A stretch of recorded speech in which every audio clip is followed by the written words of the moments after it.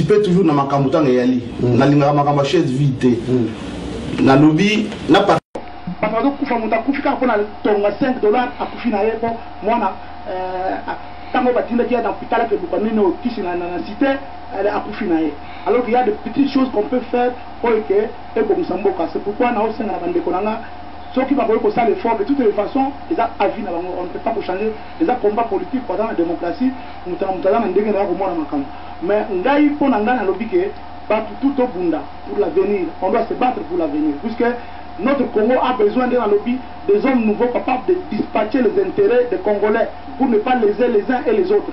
Donc c'est la raison pour laquelle nous avons côté la politique. J'ai beaucoup de choses à apporter à la population congolaise. Il y a au niveau du Parlement, il faut un nouveau Parlement. Il faut changer de constitution à Congo. Les aventures. Les Congolais, il faut pas comprendre que tout ce qu'on voit là, ce sont des aventures. Parlement, il faut changer. Il faut qu'on ait un Parlement où le Congo contrôle tout le pays dans son ensemble. Affaires étrangères, intérieures, défense nationale. Donc, Parlement, il faut contrôler la Cour suprême. Pas question à que non, Cour suprême est contrôlée par le président de la République. On a tout. Donc, on comprend. L'église est intercession. Voilà, non, mais ce n'est pas. C'est pelito trop dans ma cabine de Conan qui m'a dit quoi. Puisque Pisso, il faut faire tout là. Bangoli. Bangoli. Bon, c'est pelito pour les culture, les Camerounais. Il ma belle la autre ville que j'en ai à Supa. Ma belle est belli, nous a belli, tu peux soigner dans l'Iboso. Nous a belli. Ma belle est belli.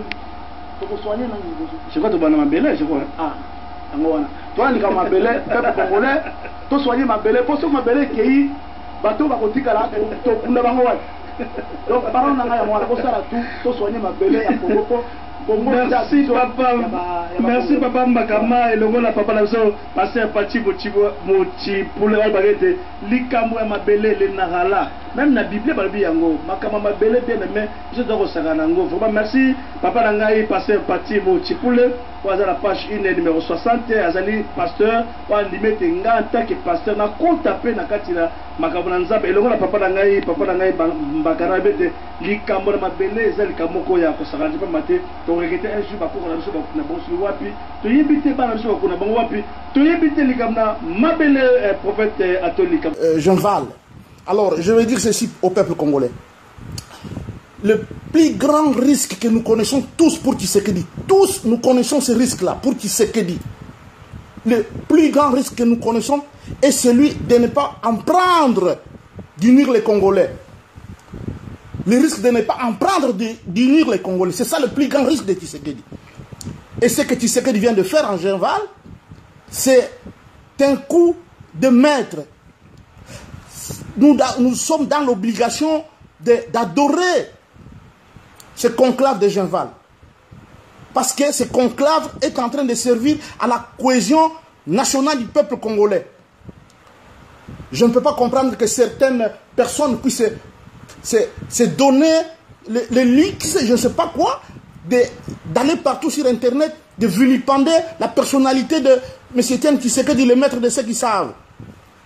Mais nous allons où? S'il ne prend pas ces risques, nous allons où? Nous allons où?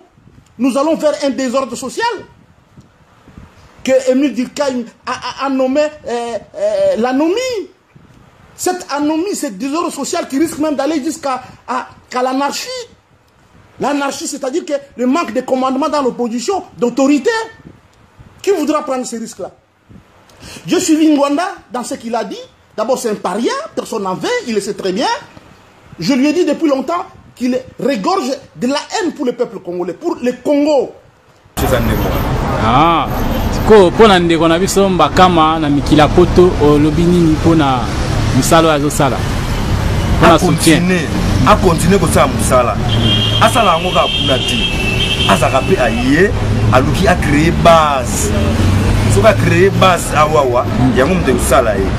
Pour n'indimiter que soit l'inga bima député, l'inga bima nani a bimela na poto. Et vous avez la base où vous allez awawa, ne ko sala ye. Aya to simbala na loboko, yé moko akomona ke mapeke bien. Lobasuka. Lobasuka yali to simbala ka ndenge IDPS ezalaka moto réussir. Nous sommes IDPS to simbala ko moto réussir. Quand on réussir, c'est ma to kumisi nzambe. Ok, na remercie le matin de merci ngabe na sekeli 2-0 na yepe kuna ibake. victoire eza toujours. Ok, merci.